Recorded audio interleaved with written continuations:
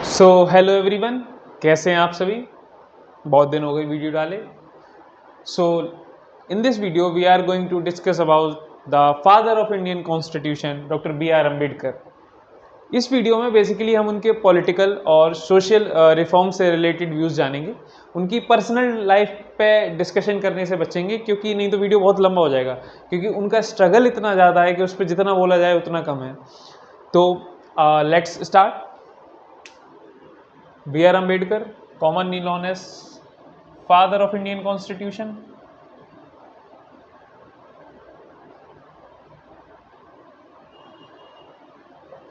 Head of drafting committee.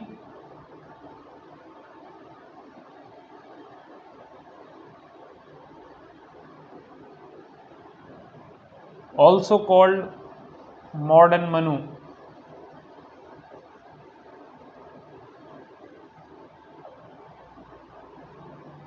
कितनी कितनी अच्छी बात है, अच्छी तो क्या ही बोलूं, कि उन्होंने मनुस्मृति को जलाया था और उनको ही मॉडर्न मनु कहा जाता है, क्योंकि मनु ने पहला संविधान लिखा भारत का, ऐसा माना जाता है। और इंडिपेंडेंट इंडिया का संविधान डॉक्टर बी आर अम्बेडकर ने लिखा। बेसिकली लिखा इन द सेंस वो ड्राफ्टिंग कमेटी के हेड थे। There were also other members present there.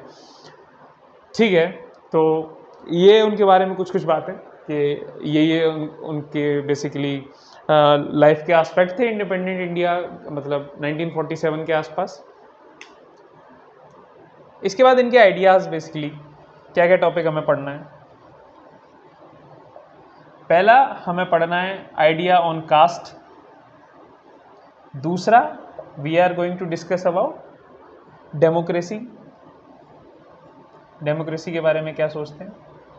Third हम पढ़ेंगे सोशल जस्टिस के बारे में, अम्बेडकर जी के क्या विचार थे। उसके बाद करेंगे थोड़ा मार्क्स के साथ कंपैरिजन, कार्ल मार्क्स के साथ। उसके बाद we are going to study about constitutionalism. These are the topics that we are going to discuss in this video. So let's start.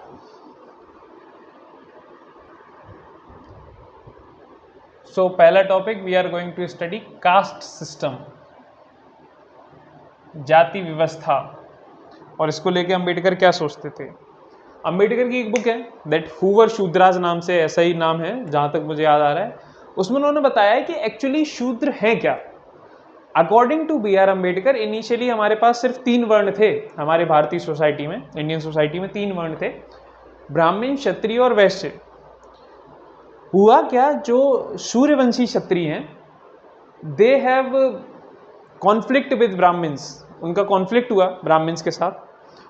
उसकी वजह से ब्राह्मण्स ने उनकी जो सेरेमनी थी, जो रिचुअल्स थे, वो परफॉर्म करने से मना कर दिया। जो सेक्रेड सेरेमनीज होती थी, रिचुअल्स होते थे, तो इस वजह से एक चौथा वर्ण बनाया, और जो वही जो सूर्यवंशी क्षत्रिय थे उनको चौथे वर्ण में रख दिया, जिनको शूद्र कहा गया।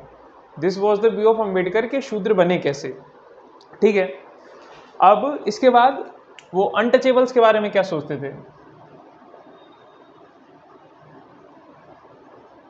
It is the worst form of discrimination that can exist on the earth. इससे गंदा कुछ हो ही नहीं सकता। अछूत किसी को कहना कि आप किसी को छू ही नहीं सकते। ठीक है, इसके बारे में उनके विचार थे। जितने भी अनटचेबल लोग थे, उन अम्बेडकर का कहना था कि ये तो बंद होना ही चाहिए, अनटचेबिलिटी हर हालत में। आर्टिकल 17 कॉन्स्टिट्यूशन में मेंशन किया उन्होंने। वो कहते थे कि जो अनटचेबल्स हैं they should give up drinking, eating beef, और जैसे काम जो उनको क्लासीफाई करते हैं कि दे आर अनटचेबल्स। आप ऐसे समझिए, कास्ट सिस्टम को 2 मिनट साइड रख दीजिए। कोई ऐसा व्यक्ति जो मरे हुए जानवर का मांस खाता हो, ड्रिंकिंग करता हो बहुत ज़्यादा, बहुत ही सस्ते स्तर की, ठीक है, और बिल्कुल जो निम्न काम है सोसाइटी के वो करता हो परफॉर्म, जाति की बात नहीं कर रहा, कोई भी किसी भी वर्ण में पैदा हुआ, ऐसे व्यक्ति के साथ तो कोई भी नहीं बैठना चाहेगा, कोई छूना ही क्यों चाहेगा ऐसे व्यक्ति को। तो ऐसे काम अम्बेडकर बंद करने के लिए कहते हैं अनटचेबल्स को, कि दिस इज स्टॉप दैट। वो कहते हैं कि एजुकेशन लीजिए, यूनाइट होइए और पॉलिटिकल एक्शंस में पार्टिसिपेट कीजिए। ठीक है, अगर ये सब परफॉर्म करोगे तो आपका अपलिफ्टमेंट होगा। एजुकेशन से बिल्कुल दूर हैं आप, according to B R Ambedkar. अब ये खत्म कैसे हो सकती है, इसके लिए वो क्या सजेशन देते हैं? पहला, intercaste marriage should be promoted. Intercaste marriage को प्रमोट करो। दूसरा, monopoly of Brahmins on education.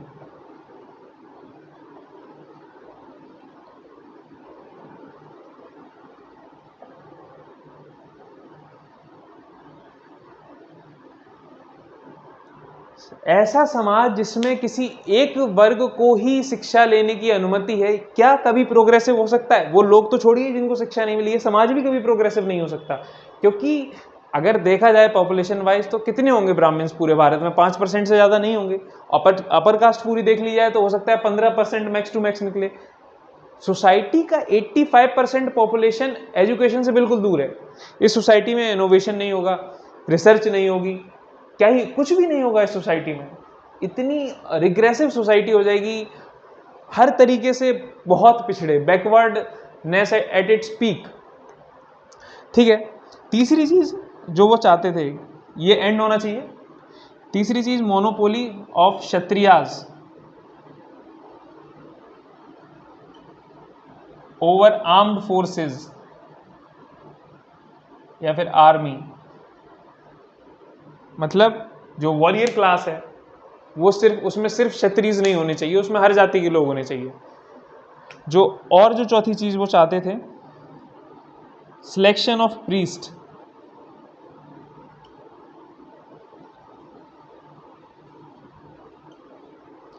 पुजारी का सिलेक्शन जो है मंदिरों के, वो किसी जाति के आधार पर नहीं होना चाहिए, वो मेरिट के आधार पर होना चाहिए। हमारे समाज की दुर्गति का एक कारण ये भी है कि एकदम का तो हमारी सोसाइटी में संतों का ऐसा हुआ है जिसने ऊंची से ऊंची बात हमें समझाने की कोशिश की है हर तरीके से। इन लोगों ने पता क्या किया है, प्रीस्ट ने, जो उतने पढ़े लिखे नहीं है, इन लोगों ने उन ऊंची बातों को खींच खींच के बिल्कुल खत्म कर दिया है, नष्ट, एकदम निम्न स्तर की बातें प्रमोट करते हैं ये लोग। एक उदाहरण भी के साथ समझाने की कोशिश करता हूँ आपको। ऐसे ही सुन रहा था मैं, न्यूज़ चैनल पर डिबेट चल रही थी, एक कथावाचक बैठे हुए थे, तो उनसे पूछा कि अधर्म क्या है, तो उन्होंने मांसाहार को अधर्म बताया, ठीक है, जानवरों को मारने को अधर्म बताया, यहाँ तक तो ठीक था। एक व्यक्ति खड़ा होकर बोलता है कि महाराज जी उस हिसाब से तो जो बकरे कटते हैं दुर्गा पूजा में, जो और जानवर कटते हैं, और बहुत सारे हिंदू समाज में ऐसी रस्में हैं जिनमें जानवरों की बलि दी जाती है, ये भी तो गलत हो गया। तो वो इसका जवाब देते हैं, बड़ा गुस्सा आया मुझे ये सुन के और बड़ी निराशा भी हुई कि इस पद पे बैठा हुआ व्यक्ति जिसको इतने लोग मान रहे हैं, ये व्यक्ति ऐसा जवाब दे रहा है। वो कहते हैं कि अब वो तो परंपरा है ना, ये सब बलि देना, ये जो चली आ रही है वो चली आ रही है। कितनी मूर्खतापूर्ण बात थी ये। धर्म का आधार परंपरा होती है या फिर धर्म का आधार दर्शन होता है? और धर्म और परंपरा ये दोनों अलग अलग शब्द हैं, एक ही शब्द हैं, ये समझना होगा। और आजकल तो व्हाट्सएप यूनिवर्सिटी पे ये चीज़ खूब चलती है, परंपराओं को साइंटिफिक वे में जस्टिफाई करना कि इसमें ये साइंस छुपी हुई है, इसमें ये छुपा हुआ है। बहुत सारी चीज़ों में हो सकता है कुछ लाभ हो, लेकिन ज़बरदस्ती जस्टिफाई करने की कोशिश मत कीजिए अगर किसी चीज़ से हानि ज़्यादा हो रही है। ये काम इन लोगों ने खूब किया है। इस चीज़ को वो एंड करना चाहते थे डॉक्टर बी आर अम्बेडकर।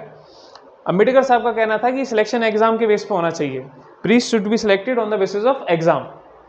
अगर ये सारी चीज़ें होंगी तो जो अनटचेबिलिटी है और जो कास्ट सिस्टम है वो ख़त्म हो जाएगा सोसाइटी से। अब जब कास्ट सिस्टम की बात आई गई है तो गांधी वर्सेस अम्बेडकर डिबेट भी डिस्कस कर लेते हैं। ऑल्दो गांधी के ऊपर मैंने अभी वीडियो नहीं बनाया है, बट ठीक है, कोई नहीं।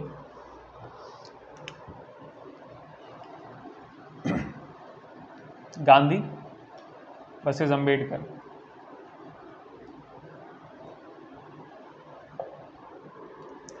बहुत लोग इसमें गांधी के सपोर्टर होंगे, इस वाली डिबेट में बहुत अम्बेडकर के सपोर्टर होंगे। मैं बस एक बात कहना चाहता हूँ, दोनों काम तो सेम करना चाहते थे। गांधी जी जो हेट है सोसाइटी में दूसरी जातियों के प्रति, जो घृणा है, वो ख़त्म करना चाहते थे, बट मोरली कि it should be changed by the heart, मतलब लोगों का हृदय परिवर्तन करना होगा अगर ये हमें अचीव करना है, ये जो कंडीशंस है दलित्स की अगर इसको सुधारना है। तो वो वर्ण आश्रम को सोसाइटी का इंटीग्रल पार्ट मानते थे कि ये सोशल डिवीजन है to maintain the basically to maintain the society. Different works इसलिए डिवाइड किए गए हैं, वर्ण आश्रम जो धर्म है, 4 वर्णों में सोसाइटी का डिवीजन है, गांधी जी का मानना था। अब इसमें एक फैक्टर है जो आप लोगों ने देखा होगा, ठीक है, गांधी जी दलित जाति से नहीं थे, उन्होंने ये डिस्क्रिमिनेशन, ये भेदभाव झेला ही नहीं है। अंबेडकर उस चीज़ को झेलते हुए आ रहे थे बचपन से, क्लास में हो, चाहे जब उन्होंने लीगल प्रैक्टिस शुरू की हो तब हो, कॉलेज में प्रोफेसर बने हो इंडिया में आके तब हो। तो जो व्यक्ति इस चीज़ को झेलता हुआ आ रहा है ना, वो ये हृदय परिवर्तन और ये लोगों मतलब ये इन सब बातों से बहुत उसको प्रभाव नहीं पड़ेगा, वो और गुस्सा होगा इन चीज़ों पे, इन चीज़ों के एकदम विरोध में जाएगा। वैसा ही अम्बेडकर ने किया।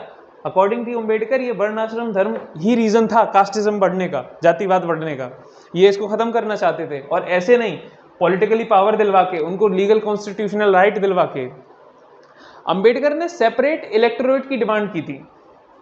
गांधी जी इसके बिल्कुल विरुद्ध थे। गांधी जी का कहना था कि ये जो डिमांड की है ना आपने, इससे जो दलित वर्ग है, जिसको गांधी जी ने हरिजन कहा, ये हिंदुओं से, हिंदू सोसाइटी से बिल्कुल दूर हो जाएगा। तो गांधी जी इसके विरुद्ध गए। तो उसके बाद रिजर्वेशन मिला सीट्स में, आज भी है, ठीक है, एससी एसटी कम्युनिटी को in the election process, Lok Sabha में सीट्स रिजर्व हैं। उसके बाद गांधी जी ने ना हरिजन स्वयं सेवक संघ की स्थापना की for the welfare and upliftment of Harijan. मजे की बात ये थी, इसमें शायद ना के बराबर हरिजन्स थे या फिर थे ही नहीं, जहाँ तक मुझे याद आ रहा है। अम्बेडकर ने फिर छोड़ा, इसको ज्वाइन किया था पहले, उन्होंने बोला कि इसमें दलित इंक्लूड होने चाहिए, लेकिन इंक्लूड नहीं हुए, तो he has to leave that group. अब दोनों ही कोशिश कर रहे थे, अलग अलग तरीके थे। गांधी स्पिरिचुअल वे में इसको खत्म करना चाहते थे, अम्बेडकर लीगल वे में और कॉन्स्टिट्यूशनल मेथड के थ्रू इसको खत्म करना चाहते थे। आज तक ऐसा नहीं हो पाया।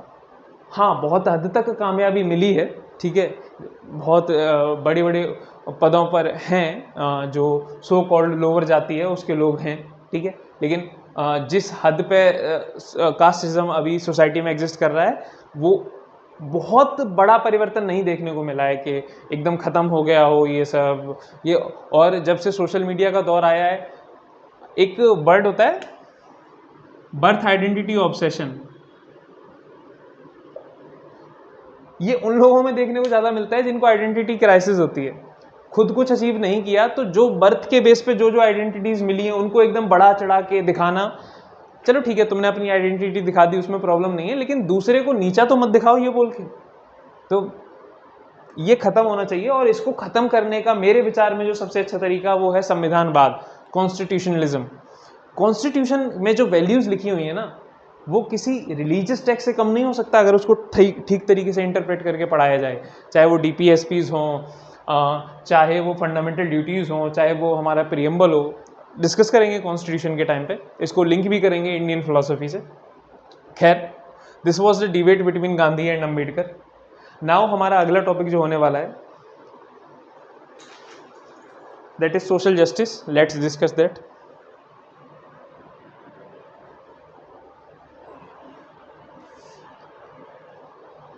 सोशल जस्टिस, सामाजिक न्याय, इसके बारे में अम्बेडकर क्या सोचते थे, let's discuss. According to doctor BR Ambedkar, social justice तभी एग्जिस्ट कर सकता है जब सोसाइटी में एक प्री सोशल ऑर्डर हो। अच्छा, जब सोसाइटी के केंद्र में जो हो ना, वो इंडिविजुअल हो। Individual should be end in itself.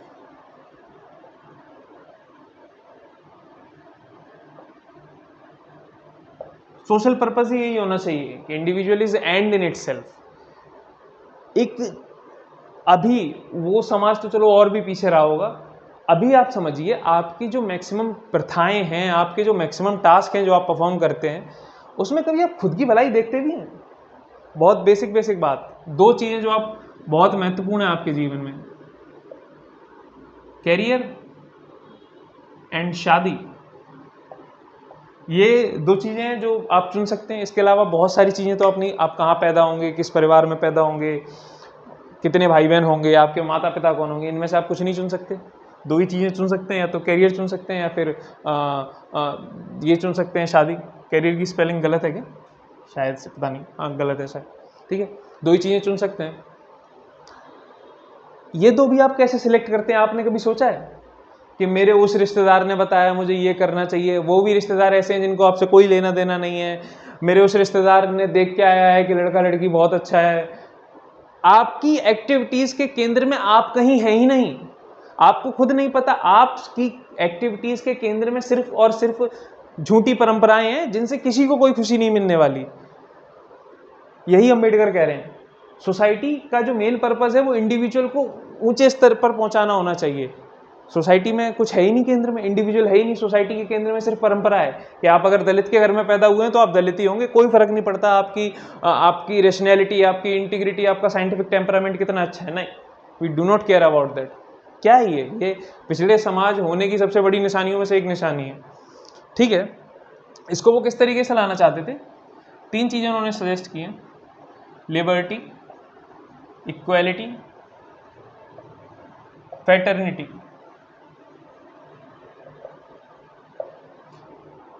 Liberty means what? Liberty किस टर्म्स में चाहते थे? स्वतंत्रता। वो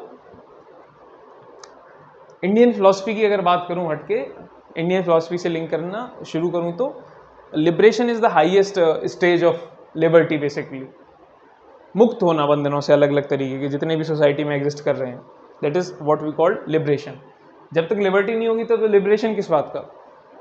अंबेडकर चाहते थे liberty of speech, expression, thought, faith, जो हमारे कॉन्स्टिट्यूशन में लिखी हुई हैं वो वहीं से, इनके थॉट से ही आई हैं ये सारी बातें। और इन्होंने basically French revolution, American revolution से ली हैं पढ़ के। ये क्यों जरूरी है? एक समाज के विकास के लिए, एक सोशल जस्टिस मेंटेन करने के लिए, अगर व्यक्ति को सोचने की ही अनुमति नहीं है, एक्सप्रेस करने की अनुमति नहीं है, तो सोशल जस्टिस दोगे आप किस बेस पे? किस बात का सोशल जस्टिस दोगे जब ये चीज़ें एग्जिस्ट ही नहीं कर रही? तो liberty will insure the upliftment of everybody. Dalit की बात नहीं है। अंबेडकर ने जितना वुमेन राइट लाने के लिए कोशिश की है, वुमेन को इक्वलिटी देने की कोशिश की है, शायद ही किसी और व्यक्ति ने की है। मैंने तो बहुत बार देखा है कि बहुत सारी महिलाएं अंबेडकर को गलत बोल रही होती हैं कि वो बेकार, मतलब बेकार तो नहीं, अलग तरीके से, जैसे आप समझ सकते हैं, मैं माइक पे नहीं बोलना चाहता। ठीक है, उनसे अगर मतलब मेरे नज़र में उनकी समझ इतिहास को लेके, खास करके महिलाओं के इतिहास के लेके बहुत कम है। जो हिंदू कोड बिल है ना, अंबेडकर ने लाने का बहुत प्रयास किया था, उनके जाने के बाद आ गया था, लेकिन उसके पीछे यही थे। वुमेन इक्वलिटी की बात भी इस व्यक्ति ने बहुत की है। हर तरीके का डिस्क्रिमिनेशन जो सोसाइटी में एग्जिस्ट कर रहा है उसके खिलाफ ये व्यक्ति खड़ा हुआ है। ठीक है, equality of what? Social level पे, पॉलिटिकल लेवल पर, इकोनॉमिक लेवल पर। अंबेडकर का मानना था कि पॉलिटिकल इक्वलिटी तो चलो हम दे देंगे, मतलब संविधान के थ्रू के हर किसी व्यक्ति को वोट डालने का अधिकार है। ये जो इक्वलिटी है ना, सोशल और इकोनॉमिक, सोशल और economic equality is the reason for exploitation of women as well as Dalit.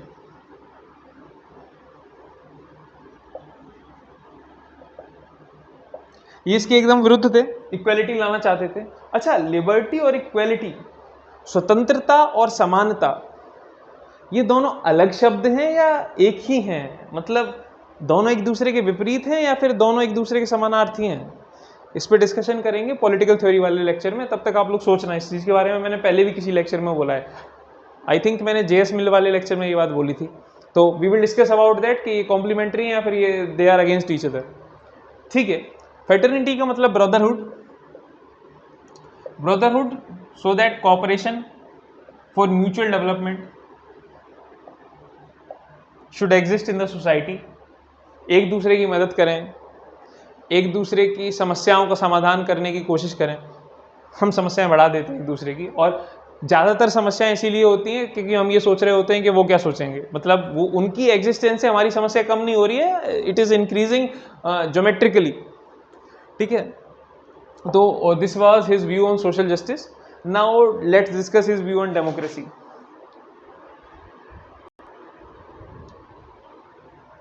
Democracy के बारे में अम्बेडकर जी बेसिकली क्या सोचते थे? पहला इनका हम टॉपिक डेमोक्रेसी में we are going to discuss about western democracy, जिसको हम लिबरल डेमोक्रेसी भी कह सकते हैं, लिबरल डेमोक्रेसी। अंबेडकर इसके बिल्कुल विरुद्ध थे, बहुत तरीकों से उन्होंने क्रिटिसाइज किया है, घंघोर क्रिटिसिज्म किया है इस चीज़ का।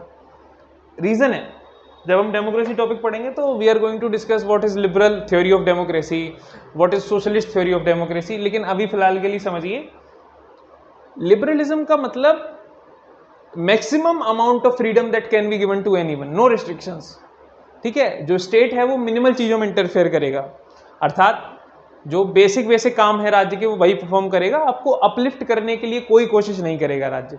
बेसिकली इनका मानना है कि ऑल आर बोर्न इक्वल, ठीक है, सब बराबर पैदा हुए हैं, सबके पास खुद की क्षमता के अकॉर्डिंग काम करें और उतना ही प्रोग्रेस करें अपने दम पर, स्टेट इसमें इंटरफेयर नहीं करेगा। ये कितनी गलत बात हो सकती है खास तौर पे भारतीय समाज के लिए। एक उदाहरण समझिए, दो व्यक्ति हैं ए और B,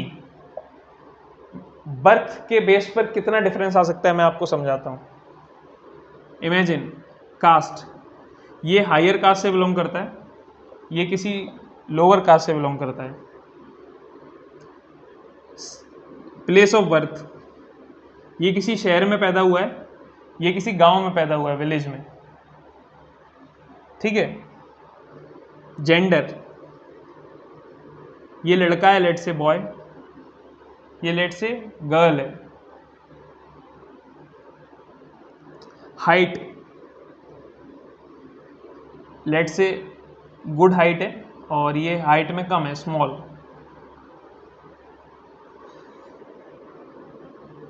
family background, basically in terms of money, इसका लेट से अच्छा है, ये गरीब है फैमिली से। Caste, gender, place of birth, height, background. उसके बाद लेट से कलर,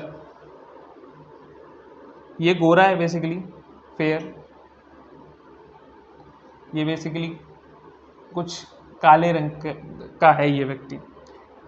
5-6 चीज़ें बताई मैंने। कोई ऐसा व्यक्ति जो हायर कास्ट में पैदा हुआ है, किसी शहर में पैदा हुआ है, लड़का है, हाइट में अच्छा है, ठीक है, अच्छे फैमिली बैकग्राउंड से है इन टर्म्स ऑफ मनी, और रंग में साफ है। और दूसरी तरफ इसका विपरीत, एक लड़की जो एक गांव में पैदा हुई है, जो दलित समाज से है, जो निचले समाज से है, जो हाइट में छोटी है, कलर से काली है, बेसिकली स्किन रेस काली, तो इसका जीवन और इसका जीवन क्या समान है या फिर इनमें जमीन आसमान का फर्क है?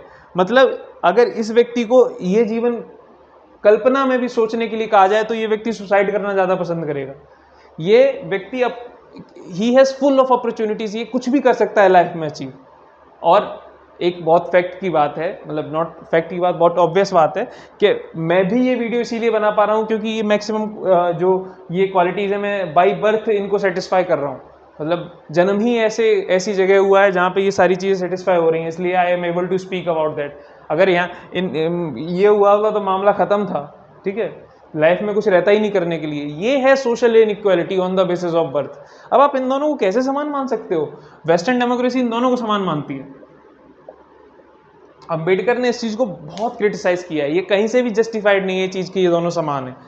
Just to ensure the benefit of few, basically capitalists, कि उन पर ज़्यादा टैक्स ना लगाया जाए, इसलिए इन दोनों को समान मान लेना कहीं से भी जस्टिफाइड नहीं है।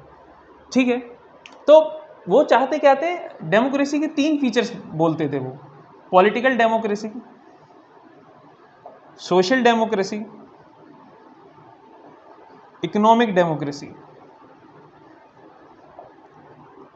Political democracy means what? Right to vote to everyone, जो कि एज के बेस पे ऑब्वियस है कि सबको अलाउड नहीं होगा, but caste, place of birth, gender, religion, इन बेस पे सबको अलाउ होना चाहिए, no discrimination on this basis. ये this is what we called political democracy. Social और इकोनॉमिक डेमोक्रेसी क्या है? End of every kind of social exploitation.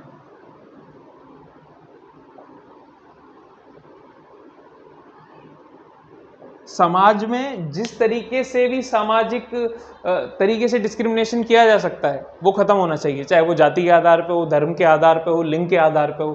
These are what we called social discrimination, they should be ended to ensure a fair democracy. जो 3 features हैं उनमें से एक essential feature है। एक और है, that is economic democracy, basically end of feudalism, landlordism. जो जमींदारी है, इकोनॉमिक एक्सप्लॉयटेशन करने के अलग अलग तरीके हैं कैपिटलिज्म के, दे शुड बी एंडेड। पूंजीवाद कैपिटलिज्म का मतलब, this is what we called economic democracy. जो सोशल डेमोक्रेसी है और इकोनॉमिक डेमोक्रेसी है, पॉलिटिकल डेमोक्रेसी का बेस है। हम कॉन्स्टिट्यूशन के थ्रू, अंबेडकर जी का कहना था कि हम पॉलिटिकल डेमोक्रेसी तो दे देंगे, लेकिन we should ensure that social and economic democracy, so that this political democracy should work in future.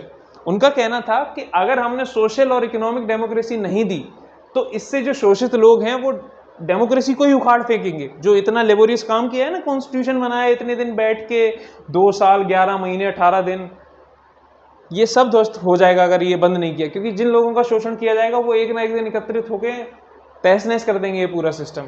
So we should ensure social and political democracy. So this was his view on democracy. अब एक चीज notice कीजिए, अंबेडकर का जो idea है criticism of western democracy, या फिर ये आज भी कितना रेलेवेंट है हमारे समाज में। सोशल इक्वालिटी, इकोनॉमिक इक्वालिटी आज भी नहीं एग्जिस्ट कर रही, और इनइक्वालिटी बहुत हद पे एग्जिस्ट कर रही है, मतलब मैक्सिमम लेवल के आसपास ही है। उतना बहुत फर्क नहीं डाल पाए हैं ये चीज़ें। डाला है फर्क, no doubt about it, reservation के थ्रू और चीज़ों के थ्रू, कॉन्स्टिट्यूशन के थ्रू, आर्टिकल 17 ने तो abolition of untouchability is there, ठीक है। लेकिन चेंजेस के नाम पर आपको देखने को मिलेगा, मतलब संविधान लिख देना, जरूरी नहीं है कि हर कोई संविधान को पढ़ेगा। ऐसा समाज जो बहुत कम पढ़ा लिखा है, और संविधान तक तो जो इस देश के एलीट लोग हैं वो भी नहीं पहुंच पाते। लाइक IITs NITs ग्रेजुएट, वहाँ पे कास्ट डिस्क्रिमिनेशन चल रहा होता है, एम्स में कास्ट डिस्क्रिमिनेशन है, मेडिकल कॉलेजेस में बाकी बचे हुए कास्ट डिस्क्रिमिनेशन है। तो जो व्यक्ति जो मतलब इस स्तर पे आके भी नहीं समझ पा रहा, तो औरों से तो मैं क्या ही उम्मीद करूँ, जो और मतलब जो उतने पढ़े लिखे नहीं है उस स्तर के, ठीक है। तो आज भी उनका आइडिया बहुत रेलेवेंट है, और अगर हमें चाहिए कि हमारे देश में बहुत अच्छे स्तर पर लोकतंत्र बरकरार रहे, हम सबका विकास हो, तो हमें सोशल और पॉलिटिकल एक डेमोक्रेसी स्टेब्लिश करनी होगी अलग अलग तरीके से प्रिकॉशंस लेके, और गवर्नमेंट इसको लेके काम भी बहुत कर रही है। खैर, अब लेट्स डिस्कस अबाउट अंबेडकर और मार्क्स का कंपैरिजन।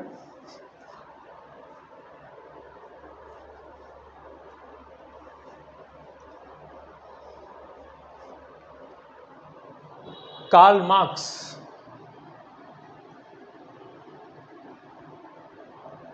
पूरा डिटेल वीडियो बनाया मैंने इनकी थ्योरी के ऊपर, you can watch on my channel, ठीक है। कार्ल मार्क्स और अंबेडकर में सिमिलरिटी क्या थी? पहला पॉइंट, फिलॉसफी को लेके। फिलॉसफी मींस दर्शन, बेसिकली फिलॉसफी।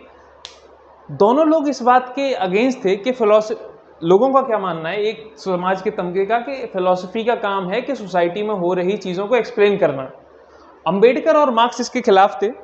उनका कहना था कि फिलॉसफी का काम सिर्फ एक्सप्लेन करना नहीं है, उसको दोबारा रिकंस्ट्रक्ट करना है, उसको बेसिकली दोबारा बनाना है उस स्ट्रक्चर को।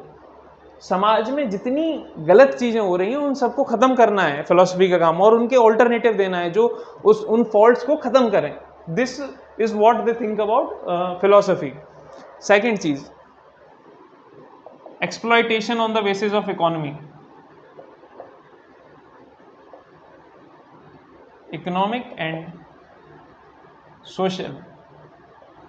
सोशल तो नहीं बेसिकली, बट इकोनॉमिक था, ठीक है। दोनों का मानना है कि आर्थिक तौर पर लोगों का शोषण किया जाता है, पूंजीपति लोग करते हैं, कैपिटलिस्ट जो बेसिकली लोग हैं, दोनों इस बात से सहमत रहते थे और दोनों इस चीज़ के विरुद्ध थे, complete they were against completely for this kind of exploitation. तीसरी चीज जो उन दोनों में समानता है, working class for marks,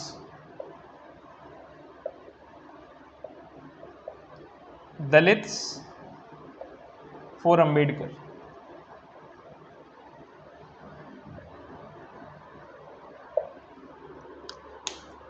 Karl Marx भी चाहते थे कि अगर वर्किंग क्लास को अपनी कंडीशन में सुधार लाना है तो basically they should come in they should have the political power to change them.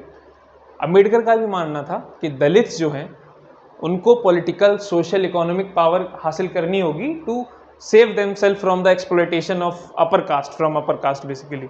दोनों ही किसी न किसी वर्ग को एड्रेस कर रहे थे to gain the political power. ठीक है, अब इन दोनों में डिफरेंस क्या है? Karl Marx believe in dictatorship of proletariat. Karl Marx basically working class की तानाशाही चाहते थे। मैंने बताया था वीडियो में डिटेल में ऐसा क्यों चाहते थे, ताकि भविष्य में कम्युनिज्म स्टेब्लिश किया जा सके। उससे पहले की stage was dictatorship of proletariat. Marks, Ambedkar किसी भी तरीके के डिक्टेटरशिप के अगेंस्ट थे, एकदम विरुद्ध थे। वो डेमोक्रेसी को आइडियल फॉर्म ऑफ गवर्नमेंट मानते थे। दूसरी चीज, रेवोल्यूशन। जो कार्ल मार्क्स थे ना, वो एक्सट्रीम मीन्स ऑफ रेवोल्यूशन को सपोर्ट करते थे कि क्रांति होनी चाहिए, हर तरीके से होनी चाहिए। अंबेडकर का ऐसा नहीं था। Ambedkar legal, constitutional, moral, ethical means को फेवर करते थे to make changes in society. ठीक है, तीसरी चीज, according to B R Ambedkar, जो कार्ल मार्क्स हैं उन्होंने भारत में कास्ट सिस्टम को एनालाइज ही नहीं किया, इसीलिए उनको हर चीज की वजह जो लग रही थी, हर तरीके के शोषण की वजह, वो उनको इकोनॉमिक लग रही थी, जबकि सोशल बेस एग्जिस्ट कर रहा है for the exploitation of the people. ठीक है, ये this was basically the comparison between Karl Marx and doctor B R Ambedkar. अगला topic we are going to discuss state socialism, what Ambedkar think about state socialism.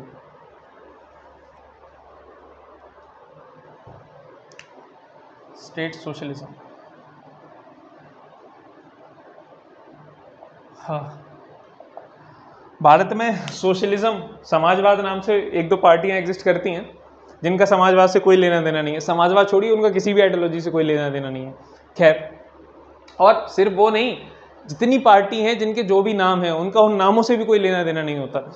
ठीक है, अब state socialism क्या है in the view of doctor B R Ambedkar?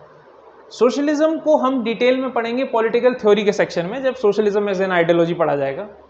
Ambedkar basically राज्य से चाहते क्या है, राज्य क्या करे?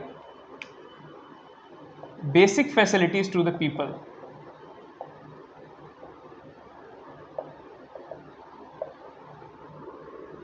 बेसिक, ये टू नहीं, basic facilities to the people.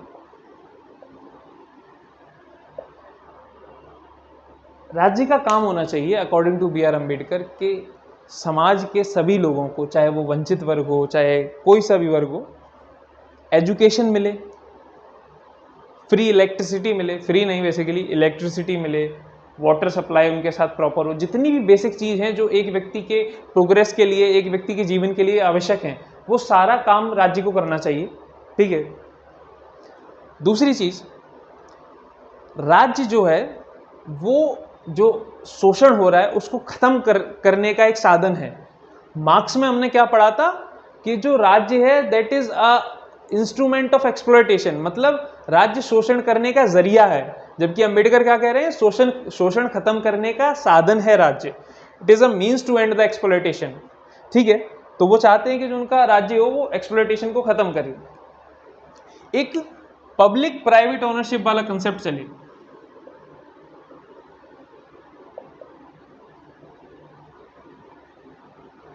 इसका अर्थ क्या है कि जो बहुत ही इंपॉर्टेंट चीजें हैं, डिफेंस से लेके और एजुकेशन से लेके, जितनी भी इंपॉर्टेंट चीजें हैं फॉर द कंट्री, जो बड़ी बड़ी इंडस्ट्रीज हैं, दे should B owned by the state. उन पे सरकार का हक होना चाहिए, सरकार उनको मैनेज करे अच्छे से। जो छोटी मोटी चीज़ें हैं, कॉटेज इंडस्ट्री, कॉटन से रिलेटेड, इस तरह की इंडस्ट्रीज प्राइवेट लोग ऑन कर सकते हैं according to doctor B R Ambedkar.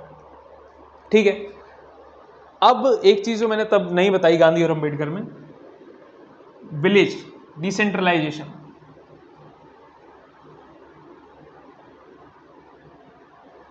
Gandhi ji decentralisation के बहुत फेवर में थे। विलेज पंचायत के ऑर्गेनाइजेशन को वो चाहते थे कि लोग मतलब अपनी चीज़ों का समाधान खुद करें, लोग पार्टिसिपेट करें। गांधी जी इस चीज़ के फेवर में थे। विलेज पंचायत बेसिकली ऑर्गेनाइज होनी चाहिए। अंबेडकर इस चीज़ के बिल्कुल अगेंस्ट थे। उनका कहना था कि these are the biggest set where exploitation could be there, मतलब जहां सबसे ज्यादा एक्सप्लॉयटेशन होता है लोगों का, it is the means to exploit the people. लोगों का शोषण सबसे ज्यादा गांव में होता है जाति के आधार पर। ये सच है, आज के समाज में भी ये बात उतनी ही सच है जितनी तब सच रही होगी। अंबेडकर चाहते थे कि रैपिड अर्बनाइजेशन हो, शहरीकरण बहुत जल्दी से हो, इंडस्ट्रीज बने, ताकि लोगों को काम मिले और वो इन चीजों से दूर हटे। तो he was basically against decentralisation. वो नहीं चाहते थे कि डिसेंट्रलाइजेशन हो बहुत ज़्यादा। ठीक है, ये उनका स्टेट था कि ये अच्छे अच्छे काम करे, जो बेसिक काम है वो करे, शोषण को ख़त्म करने का प्रयास करे, सोशल जस्टिस दे लोगों को। This was the basic idea behind the state of doctor B R Ambedkar. We can say these are his ideas on state socialism. Ambedkar government के बारे में क्या सोचते थे, संविधान के बारे में क्या सोचते थे? जो गवर्नमेंट है, government it should be limited form of government.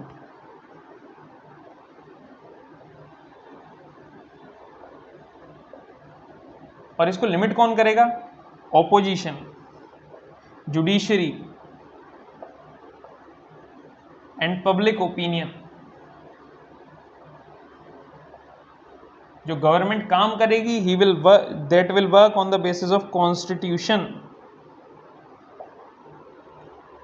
समझिए, आराम से समझिए। जो गवर्नमेंट होनी चाहिए, लिमिटेड फॉर्म ऑफ गवर्नमेंट होनी चाहिए। एब्सोल्यूट पावर नहीं होनी चाहिए गवर्नमेंट के पास। मैंने बहुत सारे थिंकर्स को पढ़ा है जिसमें उन्होंने बोला है कि government should have, state should have absolute power. Ambedkar इस चीज़ के फेवर में नहीं है। Democracy according to the Ambedkar is the ideal form of government. Western democracy को वो क्रिटिसाइज करते हैं। सोशल डेमोक्रेसी चाहिए, इकोनॉमिक डेमोक्रेसी चाहिए, पॉलिटिकल डेमोक्रेसी चाहिए, तीनों तरीके की चाहिए democracy doctor B R Ambedkar को हमारे देश में, और इसके लिए सरकार कार्य भी करती है। Democracy should be limited, government should be limited by opposition. Opposition का भी होना बहुत जरूरी है, जुडिशरी का होना बहुत जरूरी है, पब्लिक ओपिनियन का होना तो मोस्ट इंपॉर्टेंट थिंग है फॉर एनी डेमोक्रेसी। तो this was his view on democracy and on government. Basically हमने पढ़ा, हमने अंबेडकर गांधी डिबेट पढ़ी, अंबेडकर मार्क्स का कंपैरिजन पढ़ा, सोशल जस्टिस पढ़ा, डेमोक्रेसी पढ़ा, अनटचेबिलिटी पढ़ा, कास्ट सिस्टम पढ़ा। तो these were basically the ideas of doctor B R Ambedkar. अगले वीडियो में we are going to discuss Mahatma Gandhi. तब तक के लिए बाय बाय।